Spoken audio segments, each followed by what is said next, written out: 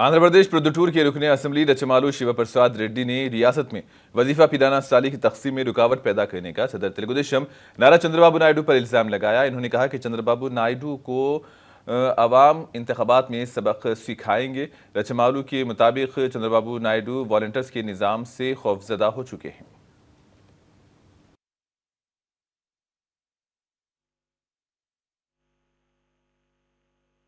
జగన్మోహన్ రెడ్డి గారు కూడా నిన్న మాట్లాడినారు సభలో.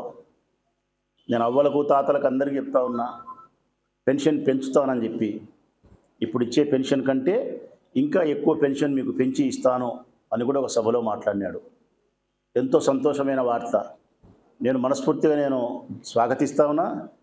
ప్రొద్దుటూరు నియోజకవర్గ ఎమ్మెల్యేగా మా పార్టీ అధినాయకునిగా ఆయన్ను అభ్యర్థిస్తానా కూడా 3,000 రూపాయల నుంచి పెంచుకుంటూ 5,000 రూపాయలు చేయమని కోరుతా ఉన్నా.